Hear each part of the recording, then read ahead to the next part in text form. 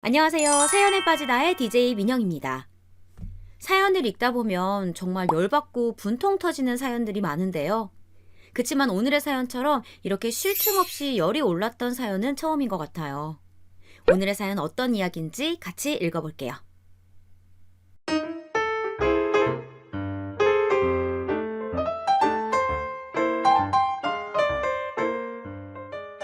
안녕하세요. 저는 참으로 가슴에 한이 많은 사람입니다. 나이가 이제 얼마 안 있으면 곧 40이 되는데요. 아마 여기 사연 애청자분들보다는 나이가 조금 어릴 거란 생각이 드네요. 아무튼 사람이 고생을 하면서 인생에 굳은 살이 배기는 건 딱히 나이 차이가 없다는 생각이 듭니다. 그만큼 제 인생은 몹시 고되고 힘들었던 것 같네요. 가정을 지키고 싶어서 감내해왔던 것들이 저를 갉아먹고 있었던 것 같아요. 제 이야기를 시작해 볼게요.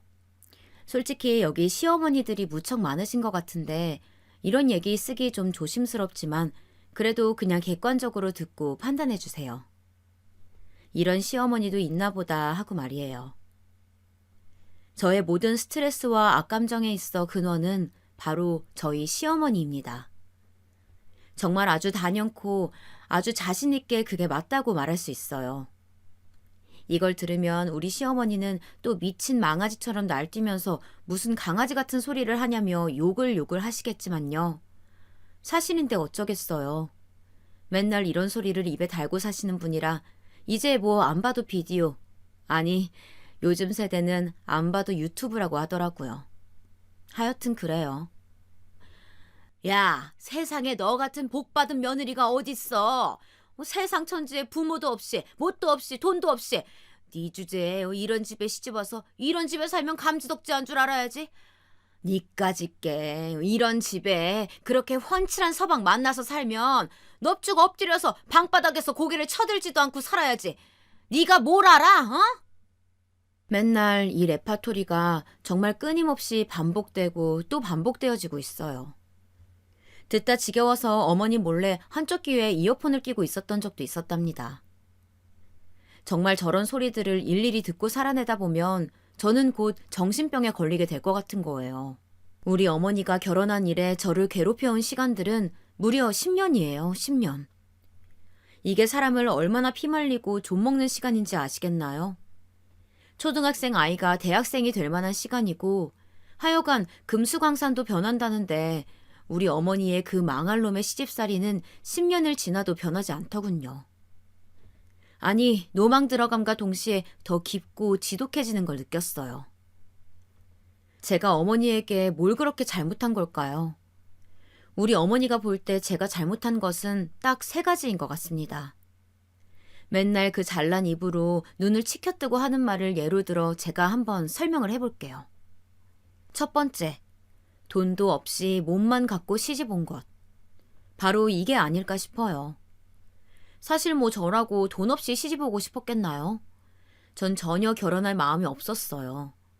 그런데 그때 남편의 나이가 꽤 많은 편이었고 예비 시댁이었을 당시 하도 결혼 얘기를 물고 늘어지니까 어쩔 수 없이 그렇게 된 것뿐이라고요. 그땐 남편도 아주 온순하게 저를 꼬여냈어요. 민지야, 정말 괜찮다니까? 몸만 와. 우리 아버지랑 어머니 그리고 누나들 다 너 기다리고 있어. 다들 이렇게 어린 막내 꼬맹이를 며느리로 본다고 엄청 기대들 하고 있어. 다들 너의 부모님을 대신해서 우리가 가족 되어줄 준비를 하고 있다니까? 걱정 말고 우리 결혼하자. 응?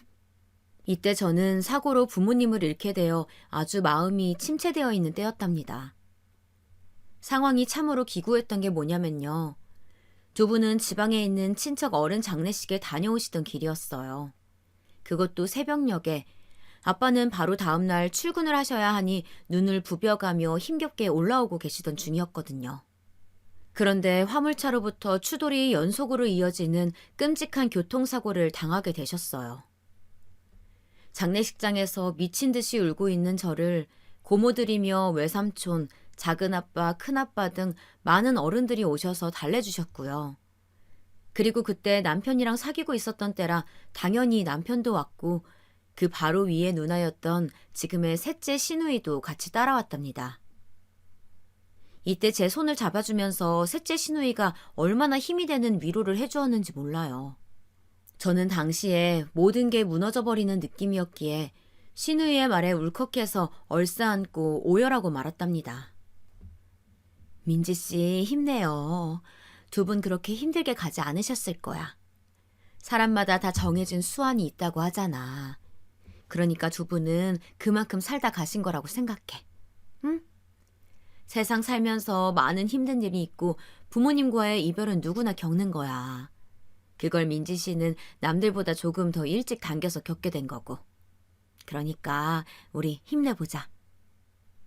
이렇게 저를 진심으로 생각해주는 말을 듣게 되니 얼마나 가슴이 북받쳐 오르던지 그때 거의 새벽녘까지 계속 울고 기절하고 또 정신을 차리고 하면서 버텼던 것 같아요.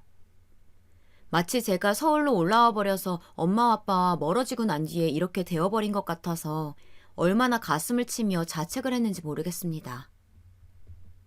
그렇게 힘겹게 장례식을 치르고 마음을 추스르기까지도 시간이 한참 걸렸던 저에게 남편은 불쑥 몇 달 안 되어서 프로포즈를 해온 거예요. 이렇게 힘들어하는 저를 보니까 더 마음이 급해졌다나요? 민지 너를 이렇게 혼자 둘 수가 없다. 계속 혼자 방에서 울고 있을 생각을 하니까 나도 잠이 안 오더라고. 내가 민지의 가족이 되어줄게. 우리 어머니 아버지도 다들 같은 생각이야. 이럴수록 혼자 있으면 안 돼. 사람은 혼자서 살아갈 수 없어. 하여간 얼마나 말을 청산유수처럼 잘하던지. 그러니 지 누나부터 시작해서 그렇게 저에게 귀에 달디단 위로를 건네가며 결혼으로 쓱 넘어가게 만들었네요. 그래서 우리는 식을 올렸고 혼주 자리에는 큰아빠와 큰엄마가 대신 서주셨어요. 그때도 두 분을 보면서 얼마나 혼이 나가도록 울었는지. 두 분은 어릴 때부터 제가 잘하는 걸 봐와서 그런지 많이 짠해하시고 눈물이 그렁그렁 하시더군요. 근데 그때 큰엄마가 막내 조카였던 저에게 얼핏 스치듯이 한 말씀이 있는데요. 그게 좀 가슴에 남아요. 저기 민지야, 근데 결혼을 이렇게 빨리 해야 될 필요가 있어? 조카 사위가 그렇게 결혼하자고 했다고 하고 널 챙긴다니까 고맙긴 한데 그래도 사람을 한 2, 3년은 만나봐야 하는 거야. 그러고도 모르는 거고. 그렇다고 우리가 널 책임져 줄 것도 아니면서 이런 말 하기가 좀 미안하긴 하다만 내가 느낀 게 좀 있어서. 그러면서 큰엄마가 조심스레 주변을 둘러보시더니 입을 떼시는데 이때 저도 약간은 찜찜한 감이 있었어요. 니네 시어머니 말이야. 인상이 보통이 아니야. 저렇게 매서운 얼굴은 진짜 겪을수록 보통이 아닐 거거든. 지금이야 뭐 막내 아들 나이 차서 장가 보내려고 조용한 것 같은데 결혼하고 나서 이미 힘들다고 느끼면 그땐 늦잖아. 될 수 있는 한 최대한 밀어보지 그래. 큰엄마는 딸 셋에 아들 하나까지 전부 시집 장가를 보낸 분이라 그런 부분에서 내공이 남달랐던 것 같아요. 얼른 분위기를 눈치채고 저에게 이런저런 충고를 해주시는데 진짜 맞는 말인 것처럼 느껴졌거든요. 하지만 그때는 저는 부모님이 돌아가시고 난 뒤 그 슬픔의 여운을 견디기 힘들어서 누가 저를 진짜로 생각해서 해주는 말인지 어디까지 참고를 하고 어디까지 냉정한 현실을 직시해야 하는지 판단을 할 수가 없었어요. 그러다 보니 일생 최대의 중요한 결혼이라는 부분에 있어서 많이 생각을 못하고 결정을 해버린 거죠. 그때 부모님 앞으로 유산이 있기도 했지만 그건 어디까지나 제가 개인적으로 처리할 문제였고 아무튼 살고 있는 저의 작은 원룸도 처분하기 버거워서 힘들어하고 있었는데요. 이때 남편이 손을 내밀어주면서 집만 처분하고 얼른 들어오라고 하는 거예요. 이미 우리 집 신혼집 준비되어 있잖아. 내가 일찍이 준비해 두었으니까 걱정하지 말고 거기서 같이 살자. 원룸만 정리하고 이리로 들어오면 돼. 여기는 민지가 필요한 거 전부 다 있어. 몇 번 제가 사는 작달만한 집에 들어왔던 남편은 그 큰 덩치로 제대로 몸을 가눌 수도 없이 좁은 집을 보며 약간 놀라는 듯 하기는 했었어요. 제가 인사드리러 남편네 본가에 갔을 때 보니 꽤 넓고 큰 집에서 살고 있었거든요. 일반 중산층 치고 좀 더 잘 사는 편인 그런 느낌이 물씬 풍겨오는 구조의 집이더라고요. 그리고 이미 남편이 제 형편에 대해서 대강 다 전달을 했던지 이때 어머니는 저를 무척 안쓰럽게 쳐다보시더군요. 혼자 마침 그렇게 독립해서 나오는 중에 그런 일을 당했네. 얼마나 힘들었겠어. 이제 결혼해서 가정 꾸리고 잘 살리면 남았다고 생각해. 그렇게 살아가야지. 그러니까 이런 말씀을 하실 때까지만 해도 저는 잘 구분을 하지 못했어요. 날 정말 생각해서 해주는 말인 건지 아니면 시월드의 문을 열면서 환영하는 말이었는지 말이에요. 아무튼 정말 몸만 오라 하면서 저의 혼잡한 환경 속에 자꾸 손을 뻗어대니 저는 단돈 3천만 원도 준비하지 못한 채 결혼을 하게 되었어요. 겨우 예식 준비하는데 보태고 신혼여행을 간다든지 그리고 남편이 준비한 집에 가전을 조금 채우는 정도로만 보태게 되었던 거죠. 일단 여기까지가 저희 시어머니가 저를 지독하게 싫어하게 된 첫 번째 이유인 진짜 몸만 가지고 시집 온 것, 이거예요. 이 부분에서는 어머니가 저를 딱히 어쩐 것도 없는 것 같은데 왜 그러냐고요? 아니에요. 신혼여행 다녀오자마자 정말 아수라백적처럼 완전히 돌변하셨거든요. 혼인신고도 했겠다, 집에 가전도 들였겠다, 식도 올렸고 완전히 우리 아들의 와이프이자 내 며느리가 되었겠다. 이제 더 뭐 볼 게 없는 거예요. 정말 어머니는 거짓말처럼 차라리 거짓말이었으면 좋겠다 싶을 정도로 매일매일 저희 집에 드나드셨어요. 진짜 여기가 어머니의 무슨 세컨 하우스인 양 오며 가며 계속 그렇게 배를 주구장창 눌러대시는 거예요. 그러다 제가 조금이라도 싫은 기색을 하면 적어도 그 무렵엔 본인 입으론 말은 안 하고 셋째 시누이를 시켜서 저에게 전화를 걸어 야단을 치더라고요. 왜 본인이 안 하고 딸을 시켰던 걸까요? 하여간 시누이는 본인 딴에는 중재한답시고 전화를 걸었지만 아주 여실하게 지네 엄마 편을 들고 있었어요. 우리 부모님 장례 때는 세상 제 편인 것처럼 굴더니 다 가식이었던 거죠. 옳게 우리 엄마가 자꾸 드나드는 게 부담스러운 내색하고 있다며? 엄마가 엄청 서운해하고 있어. 왜 그러는 거야? 엄마 입장에선 막내 아들이 장가 갔고 아들 집인데 못 갈 것도 없다 싶어서 드나드는 것 뿐이잖아. 어른이 거기 가서 뭐 얼마나 머문다고 그렇게 싫은 티를 내. 바쁘다면서 엄마 그냥 소파에 앉혀놓고 물 한 잔도 안 드렸다며? 엄마 서운하다고 막 울어. 이 분위기 어떻게 할 거야? 와, 이 말을 듣고 있으니까 진짜 돌아버릴 것 같은 거예요.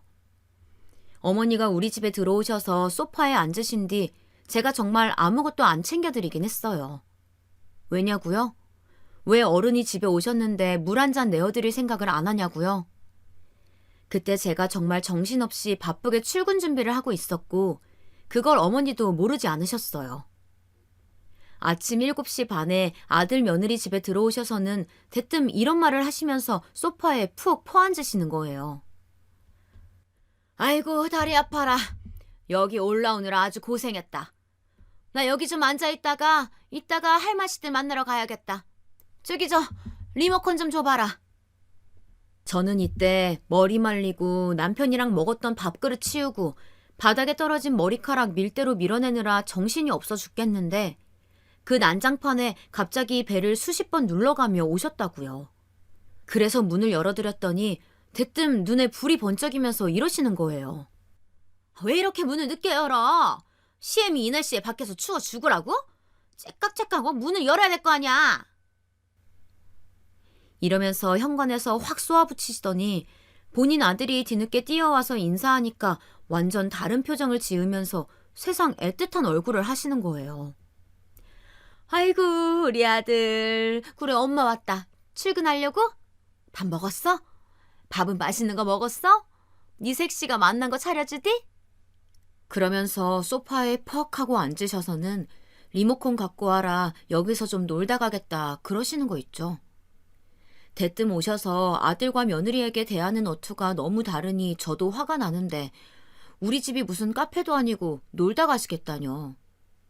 전 출근하려고 준비하느라 전쟁이 따로 없었는데 말이에요. 그렇게 서둘러서 막 움직이고 어쩌고 하면서 내가 없는 집에 어머니는 1시간이나 더 있다가 나가신다는 게 너무 찝찝하고 기분이 나빴어요. 그래도 일단 늦었으니까 빠르게 인사하고 서둘러 나갔었거든요. 그랬더니 출근하고 나서 오전 시간대에 시누이한테 저런 내용의 전화를 받아보게 된 거예요. 기가 막혀서 입도 안 다물어지고 입술을 마구 물어뜯고 있는데 그런 저에게 시누이가 이런 말을 하더군요. 그래서 저는 어머니의 저의를 파악했죠. 아, 이래서 날 미워하는구나 하고요. 옳게, 솔직히 그렇게 일일이 어른한테 기분대로 대하고 그러면 안 돼. 우리 엄마가 옳게 아무것도 가진 것 없이 왔는데 받아줬잖아. 우리 영석이가 그만한 능력 갖고 집까지 해왔는데 색시감한테 아무것도 안 받고 결혼시키는 저런 시어머니가 어딨어. 그럼 옳게가 알아서 눈치껏 잘해드려야지. 내가 이렇게 가운데 껴서 중재까지 해야 돼? 정말 너무 피곤하네 진짜. 이런 말을 아무렇지 않게 하고 있는 셋째 시누이를 보고 있자니 지 바로 위에 둘인 언니들이 이혼한 것처럼 지도 똑같이 사이코 시댁을 만나봐야 정신 차리려나 싶더라고요. 큰 시누이와 둘째 시누이는 각각 2년 차이로 이혼을 했다고 들었고 용케 친정에 돌아오지 않고 각자 멀리 떨어져서 살고 있다고 들었어요. 그래서인지 저랑 마주칠 일이 거의 없고 꼭 이렇게 셋째 시누이만 표독스럽게 저에게 연락을 해대고 간섭질을 해대더라고요. 저한테는 그렇게 지네 시댁을 욕해대면서 말이죠. 옳게는 시댁 진짜 잘 만난 줄 알아야 돼. 우리 어머니 정말 대단한 분이시거든. 얼마나 시집살이가 고약한지 나 같으니까 버티는 거야. 그런 와중에 옳게는 우리 엄마 같은 사람을 시어머니로 만나놓고 뭐가 그렇게 불만이 많아? 아, 내 참 이해가 안 돼서 물어보는 거야, 진짜. 아니, 지 시댁이 어떻거나 저떻거나 저랑 무슨 상관이 있다고 저러는 건지 전 진짜 말리는 시누이가 시어머니보다 더 밉단 말을 아주 뼛속 깊이 공감해요. 하여간 누가 저런 말을 만들었는지 우리말 나들이에서 상 주고 한국어 기네스북에 올려서 정식 표어나 뭔가 그런 걸로 등록시켜야 하는 게 아닌가 싶네요. 진짜 저의 오랜 결혼 생활 중 시어머니 못지않게 정말 박빙으로 절 괴롭히고 못살게 굴었던 건 이 시누이거든요. 아무튼 앞서 말한 대로 제가 그닥 가진 것 없이 시집와서 도깨 눈을 뜨고 째려보던 어머니 말이에요. 그것 말고도 2가지의 이유가 더 남았죠. 두 번째 이유를 따져보자면 그렇게 하나밖에 없는 며느리가 죽일 듯이 미웠던 건 그 뒤에 친정 부모님이 없기 때문이에요. 다시 정리를 해보자면 첫 번째는 몸만 갖고 시집와서, 그리고 두 번째는 며느리가 천상고아로 뒤에 받쳐주는 부모님이 없어서 이렇게 된다고 볼 수 있겠네요. 진짜 제 뒤에 뭐라도 따져줄 어른이 없다고 생각해서 그런지 몰라도 시시때때로 저를 무시하고 말을 함부로 했어요. 뭐 딱히 일러바칠 만한 친정 구석도 없고 야단쳐줄 사람이 없다고 생각했었나 봐요. 하루는 어머니가 저한테 이런 망언을 하시더라고요. 민지, 너 말이야. 이제 부모님이 안 계시니까 더 우리한테 잘해야 되는 거야. 부모도 없이 시집 왔으니까 더더욱 시댁이며 시부모한테 넙죽 절하면서 잘해야 되는 거라고. 이런 얘기가 오고 갈 때쯤에는 저도 어머니에 대한 분노가 아주 많이 쌓여있던 터라 거의 참지 않고 바로 받아치게 되었답니다. 결혼 3년 차쯤 되니까 더 이상 참고만 있을 수가 없었어요. 하루하루 새로운 막말들이 쏟아지니까요. 어머니, 그게 무슨 상관이에요? 저희 엄마 아빠가 안 계신 거랑 대체 무슨 연관이 있는 건데요? 그게 왜 이유가 되죠? 그러자 어머니는 지멋대로 답을 정해놓고선 갑자기 이유를 따져 물으니 아무것도 없는 빈 깡통 논리인 걸 들키기 싫으셨나 봐요. 버럭 화를 내지르시면서 저에게 마구 윽박지르시더군요. 어른이 말하면 그런 줄 알아. 그런 게 다 있어. 막말로 네 신랑 말이야. 사위 사랑은 장모라는데 어디 사랑해줄 장모가 살아있기를 하냐 뭘 하냐. 그런 게 없으니까 하는 말 아니냐고. 내가 틀린 말했어? 부모한테 제대로 가르침 받은 것도 뭐 얻은 것도 없이 이렇게 떠밀려왔으면 근본도 없는 며느리 받아준 걸 고맙게 알아야지. 그래서 더 잘하라는 거야. 네가 우리한테 진 빚이 많다고. 이 말을 대체 어디부터 어디까지 이해를 해야 하는 건지 저만 이해가 안 되는 건가요? 사연 들으시는 분들 정말로 이 말이 이해가 되시나요? 혹시 본인이 시어머니시거나 해도 그런 것들 다 빼고 한번 고민해 봐 주세요. 정말 며느리에게 친정 부모가 없는 게 그렇게 시댁에 있어서 죄가 될 부분인가요? 전 아무리 머리를 굴려봐도 이게 왜 그렇게 생각돼야 하는 건지 모르겠거든요. 이런 부분에 대해서 남편에게 뭐라 따지면 당연히 남편도 저에게 뭐라고 대꾸 정도는 해요. 물론 맨날 이성적인 걸 따지고 옳고 그름을 따지길 좋아하는 인간인지라 지가 봐도 자기 엄마 발언이 제대로 되었다고는 말 못하죠. 죽었다 깨어나도 그러지는 못할 거예요. 그러나 어쨌건 한 핏줄이고 자기 엄마니까 어쩔 수 없이 편을 들고 마는 거예요. 엄마, 우리 엄마가 그렇게 말을 했어? 근데 그런 말은 너무 심각하게 듣지 마. 엄마 성격이 원래 좀 그런 걸 어떡해. 할 말은 해야 되고 안 그러면 병나는 타입이잖아. 젊은 사람이 대충 듣고 걸러야지 뭐 어떡해. 그냥 매사 이런 식이에요. 나중에는 어머니한테 심한 말을 듣고 우는 저에게 이렇게까지 화를 내더라고요. 아, 진짜 맨날 이렇게 일 키울 거야? 회사에서 일하고 스트레스 받는 것도 힘들어 죽겠는데 왜 맨날 엄마랑 누나랑 있었던 일을 나한테 얘기해서 싸움거리 만들어? 너는 내가 니네 가족 욕하면 좋냐? 좋냐고! 이렇게 말을 한다면 저도 그래도 안 넘어가고 받아칠 말이 충분히 있었죠. 뭐? 내가 말하고 싶어서 해? 내가 어머니나 셋째 형님과 이렇게 마주치게 되고 만나게 되는 게 다 누구 때문이야? 당신으로 인해서 이어진 인연 아니야. 그러니까 당신한테 말해야지. 그럼 누구한테 말해? 당신이 봐도 내가 당연히 화날 일인 것 같다며. 그리고 우리 가족들이 우리 친척들이 당신한테 맨날 연락하길래 뭘 해? 뭘 시켜대길래 전화하고 야야거리면서 부르길래 뭘 하냐고. 어디서 우리 가족을 비교해? 남편은 논리가 통하지 않고 말이 딸리면 늘상 마지막에 뭔가를 집어던지거나 욕설을 하면서 제 입을 막도록 하곤 했어요. 처음에는 잘 몰랐다가 결혼 연차가 쌓이면서 남편의 이런 모습을 거듭해서 겪다 보니 스트레스가 커서 그런지 몰라도 저는 2년 연달아 유산을 하게 되었습니다. 그때 매우 절망적인 기분을 느끼고 뭘 어쩌면 좋을지 몰라 무척 곤란하고 괴로운 상태로 시간들을 보내게 되었어요. 하지만 정말 뭐랄까 지랄 맞다고 해야 할까요?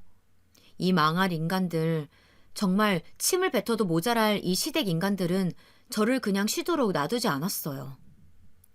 제가 유산으로 인해 마음의 괴로움을 느끼고 퇴사를 했다는 것을 남편이 자기 엄마에게 전달했나 봅니다. 정말 매일같이 전화하고 서로 아침에 뭘 먹고 점심에 누구랑 뭘 하고 저녁에 뭐 할 건지 얘기하는 모자거든요.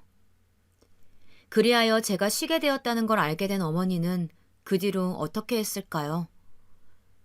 보통의 시어머니들이라면 며느리가 유산해서 쉰다고 하면 그냥 그러려니 하는 분들도 있을 거예요. 혹은 안쓰러워서 뭔가 해먹이면서 위로를 하시는 좋은 분들도 계실 거고요. 아니면 아무쪼록 건드리지 말자. 동물도 자기 새끼를 잃고 몸이 상하면 제정신이 아니라는 데 놔둬야지 하시는 현명한 분들도 계실 거고요. 그런데 우리 어머니는 참 비극적이게도 말이에요. 그 어느 쪽에도 속하지 않는 분이었어요. 세상 진짜 어디 이딴 시어머니가 다 있을까요? 제가 퇴사하고 집에서 몸도 마음도 쉬려고 했던 그 시간을 어머니는 본인이 며느리를 부리면서 하녀처럼 쓸 수 있는 시간을 얻게 되었다며 무척 반기는 눈치였어요. 민지, 너 맨날 바쁘다 어쩌다 하면서 내가 하는 부탁 하나도 안 들어줬잖니. 이제 집에서 노니까 핑계 그만 대고 내가 시키는 일들 그대로 다 해놔라. 집도 절도 없이 몸만 들어왔으면 몸값을 해야지. 여자가 남편도 있고 가정도 있고 그런데 그렇게 팽팽 놀면 안 돼. 그런 어머니에게 저는 온갖 정신이 사나워지면서 세상 모든 혐오감이 진짜 피가 거꾸로 쏠리듯 모두 어머니에게 하나로 몰려드는 게 느껴졌어요. 이때 분을 겨우겨우 삭히면서 정말 처음이자 마지막으로 안달하듯이 아주 간절하게 어머니에게 부탁이란 걸 해봤어요. 어머니, 저 지금 뭐 때문에 퇴사한 건지 아시지 않나요? 저 좀 쉬게 해주시면 좋을 것 같은데요. 의사도 절대로 안정을 취해야 된다고 했고 아무것도 하면 안 된다고 했어요. 더 덧나서 큰일 날 수도 있고 하여간 몸 상태가 엉망진창이에요. 돈 준다는 회사도 그만둔 걸 보면 모르시겠어요? 이 말을 하면서도 내가 이런 사정까지 구구절절 말해야 하는 게 기막힐 노릇이었지만 도통 말이 안 통하고 독불장군 같은 고집스러운 인간이니 굳이 수고를 드렸어요. 하지만 우리 어머니 생각보다 훨씬 더 막강하게 악랄한 인간이더군요. 그게 뭐 어쩌라고? 내가 너보고 무슨 장독대를 들라고 했냐? 집안 가구를 옮기라고 했냐? 그냥 내가 부탁하는 서류나 이런 거 살살 왔다 갔다 하면서 하라는 거야. 그리고 뭐 아프면 먹고 살 거 살림도 안 하고 굶어 죽을 거야? 그거 아니잖아. 어차피 네 집 살림하면서 장 보고 뭐도 하고 세금도 내고 공공기관도 다 처리하고 그럴 거 아니냐고. 나도 요즘 몸 마디마디 안 아픈 데가 없으니까 며느리라고 하나 있는 네가 그런 일 좀 대신 해줘라 이거지. 뭐 살면서 유산 너만 하냐? 나도 네 신랑 낳기 전에 유산 몇 번 했어. 다 그런 거야. 엄살 부리지 마라. 진짜 이때 정말 이 말을 멍청이 내 귓속에 넣고 있는 제 자신이 이젠 미워질 지경이더라고요. 뱃속에 품고 있어 그나마 희망을 갖고 있던 아이를 또 떠나보내고 혼자 베란다에서 안 좋은 생각도 했던 저에게 어쩜 이렇게 지독하게 굴 수가 있을까요? 이때 처음으로 우리 부모님이 저를 일찍 두고 가신 것에 대한 야속함을 느꼈어요. 이런 상황을 알고 쫓아와서 호통을 치고 다 뒤엎어버릴 친정 아빠라도 계셨다면, 그랬다면 어머니가 차마 저 따위 소리까지는 못하고 속으로 아끼지 않았을까. 내가 진짜 별의별 말을 다 듣고 사는구나 싶어 기가 막히더라고요. 그래서 어떻게 되었냐면요. 저는 결과적으로 몹시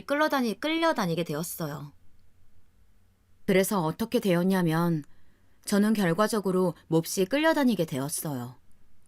왜냐면 이때 남편이랑 매우 험악하게 싸우고 있을 때였거든요. 제가 자꾸 어머니랑 부딪히는 걸 못 견디겠다며 온몸이 힘들어서 고생하고 있는 저에게 돌연 이렇게 경고를 했습니다. 민지야, 나 힘들어서 못 살겠다. 우리 이혼하자. 어떻게 그렇게 하루가 멀다 하고 엄마랑 싸워? 왜 그렇게 우리 엄마를 미워해? 엄마가 너한테 뭘 그렇게 잘못했냐고. 이때 저는 정말 절벽에서 누가 밀어서 떨어지는 듯한 기분을 느꼈어요. 유산하고 만신창이가 되어 있는 저를 위로는 못 해줄 망정 가장 그 역할을 크게 해주어야 할 남편이 저를 버리겠다는 투로 말을 했으니까요.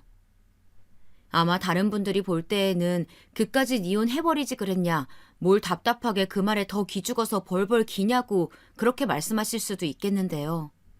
하지만요, 사람 일이란 게 그렇게 옆에서 지켜보고 이래저래 훈계두는 것처럼 쉽게 가지는 않잖아요. 가끔 저도 여기 사연을 보면 너무 남 일들을 쉽게 말하시는 분들이 계시더라고요. 본인 일들이었으면 과연 그렇게 객관적으로 볼 수 있고 모든 일을 이성적으로 처리할 수 있을까요?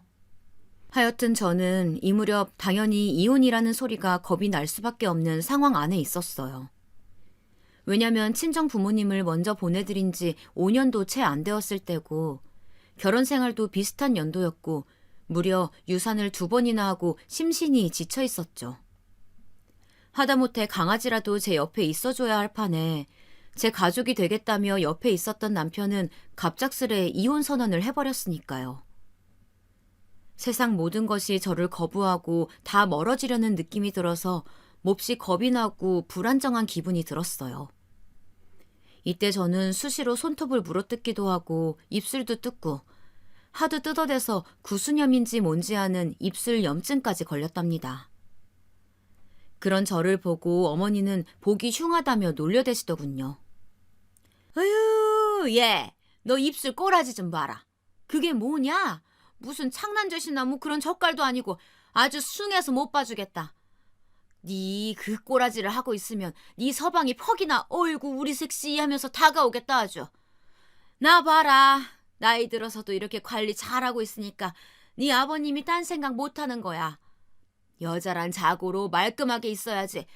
하여간 천박하게 그 입술 꼬라지가 뭐냐? 아유, 정말 정 떨어진다.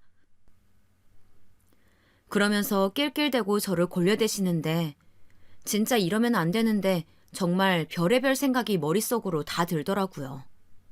저놈의 노인네, 진짜 내가 언제까지 이렇게 당하고 살아야 할까? 내가 먼저 죽어버리는 게 나을까 하는 그런 생각들 말이에요. 남편은 제가 이혼이라는 말에 겁을 먹어 눈치 보는 게 보였는지 자기가 아주 작전을 잘 세워서 바른 길로 가고 있다고 믿는 듯 했어요. 제가 조금이라도 상황을 보고 제 목소리를 내려고 하면 마치 개를 야단쳐 다시 훈련시켜 바른 방향으로 가게 하듯 시시때때로 큰 소리로 저를 야단치더라고요. 뭐야? 우리 엄마가 낮에 그러고 가서 기분이 나쁘다는 거야, 너 지금? 좋아. 그럼 이혼해. 너 진짜 정신 못 차렸구나. 너 말야, 지금 우리 셋째 누나도 벼르고 있어. 길에서 누나 만나도 인사 제대로 안 하고 휙 가버렸다며? 누나가 너 표정도 음침하고 아주 무뚝뚝해서 꼴 보기 싫다고, 어쩜 가정 있는 여자가 그렇게 음침하고 죽을 상을 하고 돌아다니냐고 재수 없다고 하더라. 진짜 왜 그러냐? 이래서 사람들 보는 눈 다 똑같다니까. 내 눈에도 꼴불견인데 다른 사람들이 봐도 다 똑같은 거 아니야 지금. 네 잘못이 뭔지는 알아? 이렇게 끊임없이 만사 모든 재수 없는 일은 나에게로부터 온다는 공식이라도 있는 건지 시어머니, 남편, 셋째 시누이 이 셋은 삼각형처럼 돌아가면서 저를 골려댔습니다. 마치 공을 주고 받기라도 하듯 저를 공으로 삼아서 여기에서 저쪽으로, 이번엔 시누이에서 어머니에게로, 어머니에게서 아들에게로 이렇게 동네 공을 차대듯 저를 굴려댔어요. 그렇게 시간이 흐르고 흐르는 동안 저는 자연스럽게 아기를 가질 결심을 완전히 소멸시키게 되었어요. 조금이라도 마음을 다잡아 보려고 하고 정말 멍청이처럼 내 잘못이라고 생각을 해보려고도 했어요. 하지만 돌아가는 상황은 자꾸 저에게 뭔가를 알려주는 듯 하더라고요. 저들이 이상한 거지 네가 이상한 게 아니라고 말이에요. 그걸 제가 왜 반복해서 느꼈냐면요. 결혼 10년 차에 접어들며 이제는 아이 없는 걸로도 구박받게 되었을 때 터졌던 일들 때문이에요. 어머니가 저를 저렇게 싫어했던 이유 중 마지막 세 번째는 바로 아이를 못 낳아서 이거예요. 앞에 두 가지 이유만큼 확증은 없지만 그냥 이거일 게 분명해요. 아니면 혹은 이유가 없거나 그냥 며느리랍시고 들어왔는데 만만한 존재니까 죽을 때까지 괴롭혀야지 하는 심보가 있을 수도 있겠네요. 여하튼 간에 우리 어머니가 저를 싫어하는 세 가지 이유 모두 돈이 없고 친정 부모가 없고 애를 못 낳아서라는 아주 쓰레기 같은 이유라고 볼 수 있을 거예요. 자기 큰딸과 작은딸이 시댁에서 이혼당하고 왔을 때에는 그렇게 무슨 마녀처럼 저주를 퍼붓고 그쪽으로 잠도 안 잘 거라고 욕을 해대더니 자기가 그 집 사돈들보다 더 악마 같은 시어머니가 된 건 모르는 거죠. 어머니와 셋째 시누이의 괴롭힘은 날이 갈수록 점점 더 악랄해졌어요. 셋째 시누이는 아주 기고만장해져서 저한테 지네 가문이 어쨌고 하는 개소리를 하는데 그놈의 지네 가문은 무슨 이혼 안 하면 큰일이라도 나는 뭔가가 있나 봐요. 이쯤 사촌 시동생이 아들 하나를 두고 이혼을 하게 되었거든요. 제 딴에는 어쨌건 안 좋은 일이니 안타깝다는 생각만 했었는데요. 명절날 셋째 시누이가 저를 앞에 두고 글쎄 은근히 저를 까듯이 그 사촌 시동생 얘기를 빗대어서 하는 거예요. 이 말을 저는 집에 가서 내내 곱씹으면서 진짜 당장이라도 쫓아가서 머리채를 잡을까 몇 번이나 고민을 했었어요. 영훈이 부인 말이야. 예전부터 볼 때 인상이 워낙 안 좋아서 그런지 이혼하겠다 싶더라고. 보니까 뭐 친정엄마가 안 계시다며? 그래서인지 애가 근본도 없고 어른 보면 인사도 할 줄 몰라 멀뚱멀뚱 쳐다만 보고 있고 얼굴도 시커멓고 우울해서는 애기도 되게 늦게 들어섰다며? 당연히 그럼 이모들은 며느리 미울 만도 하지 안 그래? 그리고 말야 엄마도 없이 그지같이 살다가 우리 영훈이 같은 신랑 만나서는 없이 살던 애가 아주 씀씀이가 커져버렸잖아. 지 주제도 모르고 뭐 돈을 그렇게 헤프게 쓴다며? 하여간 된장녀처럼 그렇게 맨날 옷이며 가방이며 사들인다나 봐. 그래서 없이 살던 것들이 하나같이 역겹게 저렇게 허세를 부린다니까. 이혼당해도 싸지 뭐. 이 말을 들으면서 제가 부들부들 떨었던 것은 그간 셋째 시누이가 은근한 말로 저를 공격할 때 써먹던 내용들이 다 이 안에 있었기 때문이에요. 저보고 부모님 없이 자라서 예의가 없다면서 시어머니 생신을 해마다 며느리가 본인 집에서 거하게 차려드려야 하는 것도 모르고 안부 전화도 매주 안 드린다고 뭐라고 했었거든요. 그리고 말이에요. 저희 친척 고모가 물려주신 명품 가방이 3개가 있어요. 결혼할 때 딱히 다른 건 해주지 못하고 그냥 가방을 주시겠다며 결혼해서는 이런 거 아마 못 살 테니 미리 받아두라고 거의 새 거나 다름없는 걸 주셨었거든요. 그걸 제가 시댁 모임에 몇 번 들고 갔었는데 언제는 한번 이렇게 물었었어요. 올케, 그거 짭퉁 아니야? 뭔가 짭퉁 같은데. 그런 거 메고 다니면 쪽팔리지 않아? 우리 영석이 얼굴 생각하면 그런 거 들고 다니기 좀 그렇잖아. 얘가 하는 것도 다 의심받겠어. 네? 이거 정품 맞는데요? 집에 보증서랑 영수증까지 다 그대로 있는데 무슨 말씀이세요? 그러자 시누이는 입을 삐뚤게 악물더니 갑자기 또 건수를 잡았다는 듯 바로 생글거리며 묻더라고요. 그래? 어머, 그럼 이거 올케가 직접 명품 매장 가서 산 거야? 헐, 이런 거 정품은 보통 2, 300 하잖아. 올케가 그럴 돈이 있어? 우리 영석이 돈으로 다 산 거 아니야? 우리 영석이 밖에서 고생하는데 가방 하나 따위에 2, 300을 써? 돈을 그렇게 헤프게 쓰면 어떡해. 아무리 없이 살다가 돈이 생겨서 좋을지 몰라도 말이야. 우리 영석이 너무 짠하다. 그래서 이때 제가 딱 정색을 하고 더는 선 넘지 말라고 아주 건조하게 말을 했어요. 형님, 이거 저희 고모가 물려주신 거고요. 제 돈으로 산 거 아니에요. 이제는 뭐라고 하실 건가요? 그리고 뭘 없이 살다가 돈이 생겨서 좋아해요. 저 2번 휴직했던 거 말고 저도 직장 다니고 일하고 있는데 제 형편이 뭐가 어때서요? 막말로 제 돈으로 살 수도 있는 거지. 그게 뭐가 잘못이에요? 그러자 시누이는 진짜 이 마귀 할멈 같은 인간은 지 엄마를 똑 닮아서 그런지 몰라도 아주 이죽거리면서 또 제 약을 올리는 거 있죠.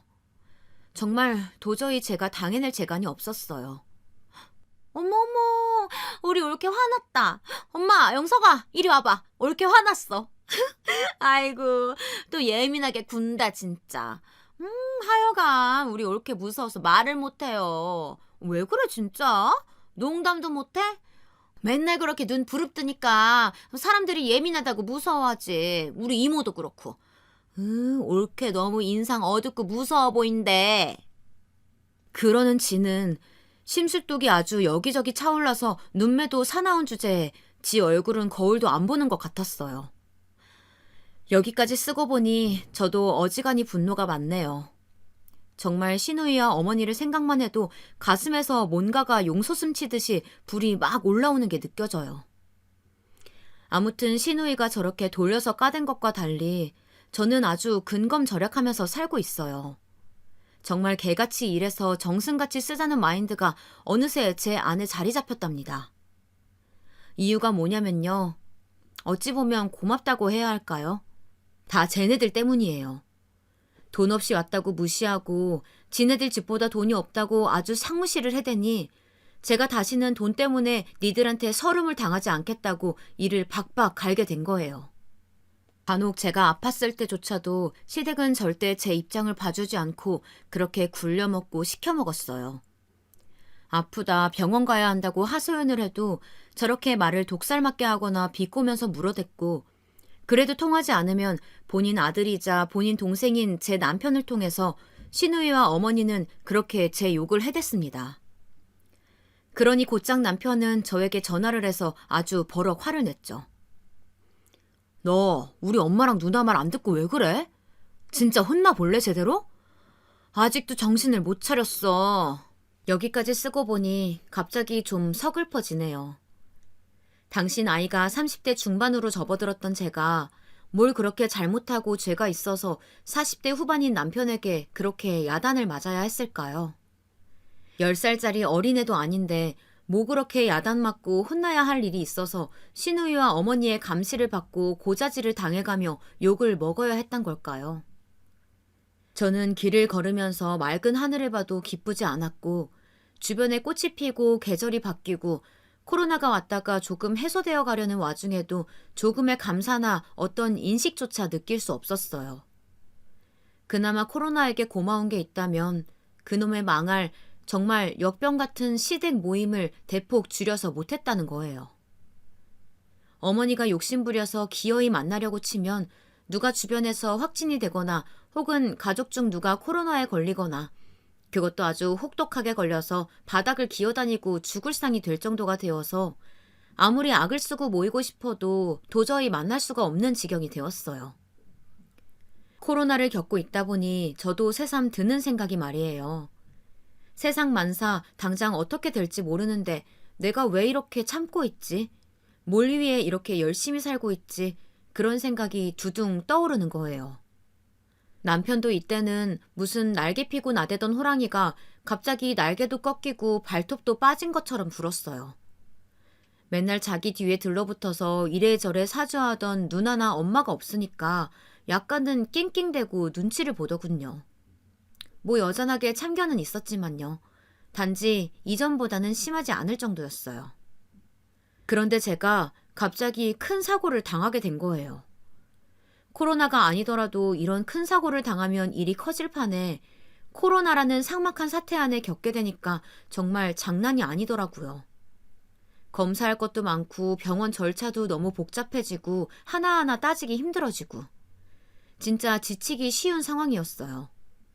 게다가 저에게 있어서 교통사고라는 건 되게 큰 트라우마잖아요.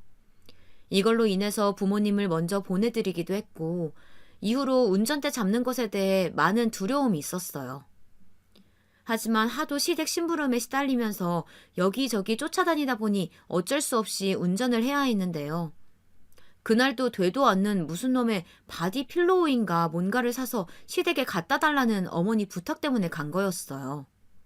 어머니가 뭐 허리가 아프다 어쩌다 네가 와서 사와라 하면서 말이에요. 그런 중에 이것도 사고 저것도 사오라고 얹어대는 게 왜 그렇게 많은 건지 제 휴일을 본인 시간처럼 부려먹으려고 하시더라고요. 이골이 나서 빨리 이거 갖다 드리고 끝내버리려고 하던 차에 그만 예상치 못했던, 그렇지만 워낙 혼잡하고 사나운 그 지점에서 사고를 겪고 말았어요. 의식이 없을 정도로 막 최악의 사고는 아니었지만요. 저는 여기저기 뻐근함을 느끼기도 하고 여러모로 공포감이 밀려오는 게 체감되더라고요. 응급실에 실려와서 보호자인 남편에게 연락이 가고 저랑 가장 마지막으로 통화했던 게 어머니라서 어머니에게도 연락을 했어요. 그래도 일단은 가족이랍시고 제일 먼저 온 게 어머니셨고 몇 분 안 되어 금방 남편도 헐레벌떡 도착을 했더군요. 그런데 말이에요. 그 상황에서 우리 어머니는 저와 마주한 순간 제일 먼저 건넨 첫마디가 바로 이거였어요. 믿어지시나요? 야, 저기 그거 뭐냐? 그거 바디 모식인가 그거 있잖냐? 안고 자면 좋다고 했던 거. 그거 어딨냐? 혹시 이게 터졌어? 그럼 새로 사야 되는 거야? 여기서 정말 온몸에 피가 빠져나가듯 다시 말로 못할 스트레스가 밀려오더라고요. 어떻게 사고가 나서 응급실에 실려온 며느리 보고 제일 먼저 건네는 말이 그런 건가요? 저는 어머니의 생필품 목록보다도 못한 생명줄이라는 건가요? 속으로 정말 피가 섞인, 워낙에 많이 고여있고 또 고여있던 그 깊은 옹달샘 같은 한숨이 막 섞여 올라오려고 하는데요. 남편이 그나마 옆에서 좀 거들면서 뭐라고 하더군요. 아이, 엄마, 민지 지금 사고 나서 누워있는데 무슨 소리야. 그거 내가 찾아볼 테니까 그런 얘기는 하지 마. 이렇게 남편이 뭐라 하니까 간호사가 옆에서 힐끗 보다가 저랑 눈이 마주쳤는데요. 그 간호사도 이런 내용을 전반적으로 듣긴 했는지 어이가 없다는 표정으로 고개를 막 저으시더라고요. 그리고 이제 CT를 찍겠다고 하는데 아들이 저렇게 대외적으로 며느리 편을 들었던 게 못마땅하셨는지 어머니는 거기서 희대의 망언을 또다시, 아니 웬만해서 그런 망언을 또 듣기 힘든 수준의 엄청난 얘기를 퍼부으시더라고요. 그때 제 주변에 있던 모든 사람들이 다 놀래서 어머니를 쳐다볼 정도였으니까요. 야, 저기 뭐 멀쩡해 보이는데 그런 걸 뭐하러 찍냐? 네 서방 힘들게 돈 벌어가지고 먹고 사는데 그런 거 돈 낭비하지 마. 무슨 CT야. 그거 돈 많이 나오는 거 아니야? 다 돈 낭비야. 괜찮아. 하루 쉬면 나으니까 그냥 찍지 말라고. 알겠어? 그러면서 마구 윽박 지르고 고함을 치시는 거예요. 이 앞전에 저와 눈이 마주쳤던 간호사는 저와 어머니를 연신 돌아보면서 몹시 당황스러운 표정을 짓더군요. 저는 사고고 뭐고 그냥 눈앞에 누가 저 어머니 좀 치워버렸으면 좋겠다는 생각이 들며 온갖 환멸감이 밀려오더라고요. 누워있는 상태에서 눈물이 그렁그렁 맺혀서 귀 옆으로 뚝 떨어지려는 찰나 갑자기 누군가 저를 다급하게 불렀어요. 이런 호칭으로 부를 사람은 아마 한 명 정도밖에 없을 텐데요. 혹시 제가 거기에 온 건가 싶어서 저도 정신이 번뜩 들더라고요. 사모님, 괜찮으십니까, 사모님? 뿌해진 눈을 대강 닦으면서 위쪽을 얼른 쳐다봤더니 제 눈앞에는 안경을 쓴 병원장님이 계시더라고요. 저도 1년에 한두 번 볼까 말까 하긴 해도 얼굴은 코로나 전부터 낯이 익어서 그런지 마스크를 쓰셨어도 알아볼 수 있었어요. 제가 대충 고개를 까딱거리며 괜찮다고 말을 했더니 병원장님이 곧장 빠르게 주변에 말씀을 하시더라고요. 저기, 얼른 사모님 VIP실로 옮겨드려. 얼른! 순간 저도 제가 온 게 한강병원인가 싶어서 어리둥절하던 차에 주변에 있던 병원 스태프들이 빠르게 움직이는 걸 보고 당황했어요. 남편도 놀래가지고 어딜 가냐고 물어대는데 병원장님은 이미 어딘가로 이동하셨더라고요. 어딜 가? VIP실? 왜? 저도 약간 어리둥절하던 차에 간호사들은 옮기려고 준비를 하고 있으니 어쩔 수가 없었어요. 하여간 이동하고 나서 그 뒤에 정황들을 대충 말을 하긴 했어요. 그때까지 득달같이 따라와서 자기 아들과 자석처럼 붙어있던 어머니는 제가 떠뜸떠뜸 옮기는 말을 믿을 수가 없었던지 어쩜 그렇게 눈에 실핏줄까지 튀어나올 기세더라고요. 아, 여기 나랑 조금 관계가 있어. 전에 기부한 적도 있고 아무튼 그래서 안면이 없지는 않아. 이런 걸 바란 건 아닌데 이렇게 대접을 해주시네, 감사하게.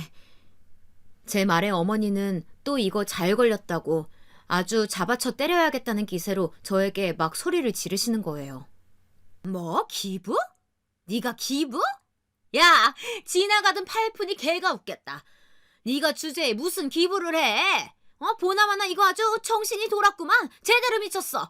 야! 어디 적선을 받아도 모자랄 그지가 시집 와서 우리 아들 덕에 겨우겨우 연명하면서 네가 꼴에 기부를 해? 그거 갖고 지금 이런 돈으로 덕지덕지 처바른 병실을 쓰고 앉아있어? 이게 아주 진짜 호강에 겨워 똥을 싸고 앉아있네. 저는 눈을 질끈 감고 잠깐 머릿속 찌르르 하는 고통을 느꼈다가 다시 찬찬히 말을 했어요. 제 말을 듣는 중에 남편도 눈이 무슨 농구공 마냥 동그래지고 그 뒤에 있던 어머니는 어디서 누가 억지로 얼굴을 손으로 차륵 어그러뜨리듯 밀어대는 건지 구기고 또 구겨서 아주 사악한 인상을 뿜어내더라고요. 어머니, 그만 좀 하세요. 너무 시끄러우니까 좀 나가세요. 제가 제 돈으로 했다는데 왜요? 아니, 더 자세히 말하자면 제 돈도 아니고 우리 엄마 아빠 돈으로 한 거예요. 두 분 재산 제가 상속받은 걸로 한 건데 어머니가 뭔데 이래라 저래라 하시는 거예요? 뭐? 상속? 재산? 어머니는 생전 그런 단어는 처음 들어보는 사람처럼 눈을 번뜩이면서 저를 막 노려보시더니 그 재빨리 굴러가는 잔머리 안에서 대략 말귀를 알아들었나 봐요. 어느새 표정이 찬찬히 풀어지더니 너무 징그럽고 악랄하게도 말투를 막 어그러뜨리고 어떻게든 순하게 말하려고 하는 거 있죠. 그런 게 있었냐? 언제? 아니, 얼마나 했길래, 얼마나 했길래 이런 데서 그냥 네 신상을 알아보고 주는 거야? 얼마나 했길래?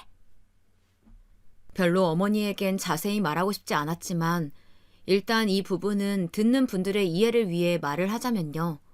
이곳은 심장 관련된 병원이에요. 사실 제가 아주 어렸을 때 남동생이 태어난 지 얼마 안 되어 심장병으로 먼저 하늘나라에 갔거든요. 저는 동생이 있었다는 것도 기억을 못하지만요. 그래서 엄마 아빠는 적어도 제가 초등학생 무렵까지는 이런 심장병 관련 행사나 소아암 행사 같은 데를 다니시기도 하고 기부하시는 모습들을 종종 봐왔었어요. 그러니 저도 부모님이 돌아가시고 난 뒤에 마땅한 유서가 없기는 했지만 두 분의 행적을 볼 때 아무래도 어릴 때부터 오래도록 두 분이 마음을 두고 돌보셨던 병원 쪽에 재산을 보태는 게 낫지 않을까 싶었어요. 그래서 결정을 했고 결코 적지 않은 금액, 일반인이 편하게 떠올리기 힘든 금액을 기부하게 되었답니다. 그건 결혼하고 나서 어차피 유산 처리하는 부분은 오롯이 제가 해야 되니 갑자기 돌변하는 시어머니와 시집의 괴롭힘 안에서 조용히 처리해왔던 부분이었어요. 하도 돈으로 무시해대고 저한테 난리 부르스를 쳐대는 것을 볼 때마다 몇 번이나 돈으로 눌러버리고 싶다는 생각도 했었죠. 저도 인간이니까요. 그렇다고 여기에 기부하는 돈을 갖고 뭘 어쩌겠다는 생각은 한 번도 해본 적이 없어요. 부모님이 오래도록 반복해오던 일이었고 저도 어릴 때 간간히 참여하기도 했던 행사니까요. 아무튼 그리해서 병원장님과 나른 안면이 있었고 이번에 응급실로 실려올 때 이쪽으로 넘어오게 되어서 알아봐 주신 것은 저도 희한하고 감사하게 생각해요. 이런 정황을 자세히 말하진 않고 대강 뭉뚱그려 말했더니 어머니는 끈질기게 붙어서는 계속해서 깊이 파고드는 질문들을 던져대는 거예요. 저는 더 듣고 싶지 않고 갑자기 톤을 바꾼 저 목소리가 너무 역겹게 느껴져서 그리고 이런 사고까지 당하고 이런 꼴을 당해서도 저 집안에 굴러다니는 베개만도 못한 제 꼴을 보니 그냥 다 끊고 잘라서 정리해버리고 싶더라고요. 머릿속으로 수천 번이나 떠올렸다가도 자제하고 참았던 그 단어를 이제는 제 입으로 올리게 되었어요. 어머니, 다 필요 없고 다 짜증나니까 좀 나가세요. 며느리가 그지는 아닌 것 같으니까 뭐 이제 좀 인간으로 보이세요? 저 베개만도 못하게 다룰 땐 언제고 이제 갑자기 돈 갖고 있는 인간으로 보이냐고요. 당신도 썩 꺼져. 평생 엄마 뒷공문이나 쫓아다니면서 뿌앵뿌앵 거리면서 살라고. 안 꺼져? 이런 제 말에 그냥 네 알았어요 하고 나갈 인간들이 아님을 10년간 단련되어 온 그 맷집으로 충분히 인식하고 있기에 한마디 더 얹었어요. 솔직히 저 돈 없지 않아요, 어머니. 어머니고 이 인간이고 진짜 저를 어지간히 부려먹었어야지. 안 그랬으면 순탄하게 애기도 갖고 어머니 아들이랑 적당히 살만한 돈은 제가 나중에 보탤 수도 있었을 거예요. 어머니는 그냥 황금알을 낳는 거위랄까?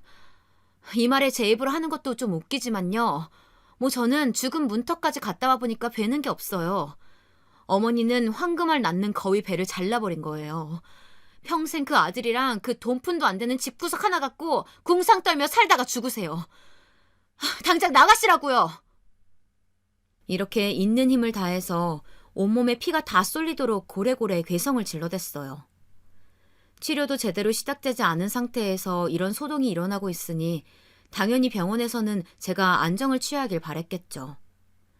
그리하여 정말 딱히 계기만 없었을 뿐 제 마음 안에서는 이미 지워버렸던 이 인간들과 그 지긋지긋한 인연을 제 손으로 잘라버리게 되었습니다. 물론 어머니는 보통 악랄한 사람이 아니었기 때문에 곧 죽어도 이혼은 안 된다. 우리는 너를 가족으로 생각한다 하면서 별 거지 같은 변명들을 늘어놓고 있기는 합니다. 남편은 그나마 양심이 있기는 한 건지 아니면 여전히 엄마 뒤에 숨어서 눈치 보고 있는지 몰라도 조용하더라고요. 그런 모습들을 보고 있으니 제 안에서 결심은 더더욱 확고해지고 있어요. 결단코 이 인간들을 용서할 수 없으며 그동안 쥐죽은 듯 살았어도 앞으로의 미래엔 이 인간들을 싹 지워버릴 거라고 말이에요. 현재 몸은 아직 회복이 덜 되어 있는 상태지만 그래도 이만하길 감사하고 있고요. 더 끔찍한 상황에 처하지 않았던 것, 그리고 아이러니하게도 이게 저의 우유부단한 성질을 완전히 뚝 고쳐놓는 계기가 되었던 것, 그것으로 저는 만족하며 살려고 합니다. 그간에 고생했던 일들은 살면서 계속 노력하고 새로운 날들을 그 위에 더 씌워가며 잊어가고 싶습니다. 모두들 건강하세요. 감사합니다.